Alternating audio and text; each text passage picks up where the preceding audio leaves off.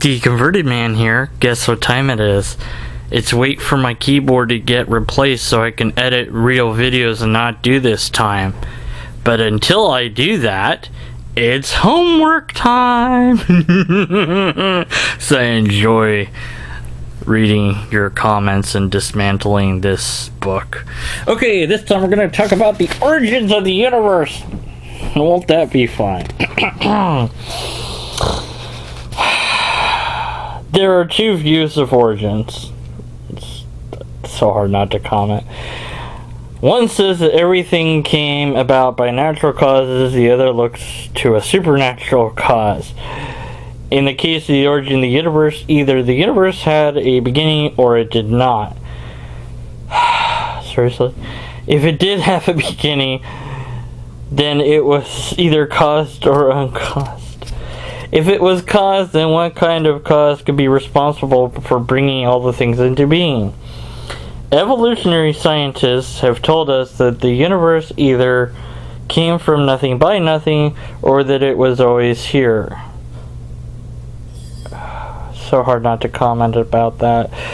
One such theory is called the steady state theory, and also calls for the universe to be constantly generating hydrogen atoms from nothing. In either case, holding to such beliefs has a high cost for the scientist, for both of these violate a fundamental law of science, the law of causality.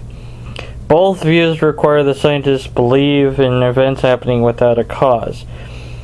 Even the great skeptic David Hume said, "I never asserted so absurd a proposition as..."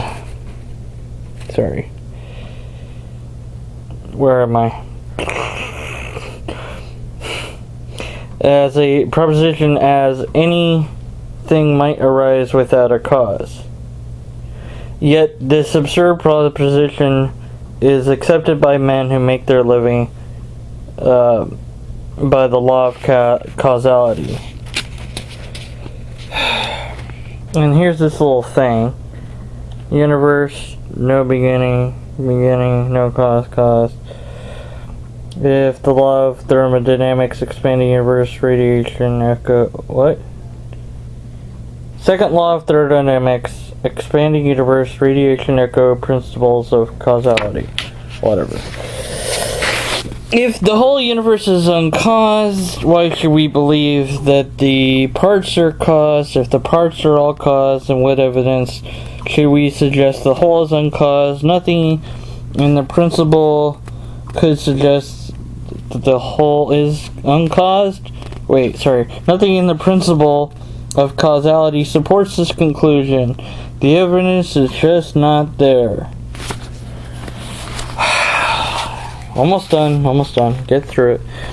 Rather, a great deal of evidence now supports the opinion that the universe had a beginning.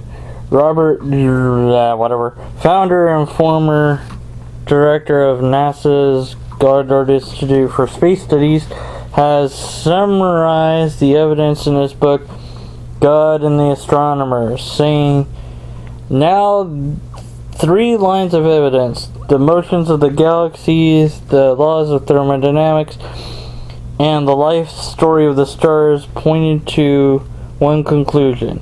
All indicated that the universe had a beginning. Now, if we're speaking of beginning of the universe, a movement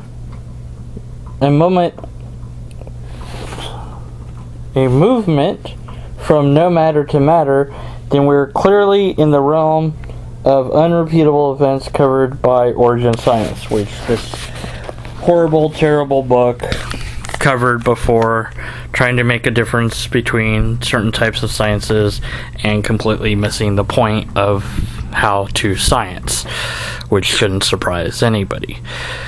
Anyways, post your questions, comments, concerns, complaints, and critiques of this book and what I just read, other than the fact that I can't say words, in the comment section below.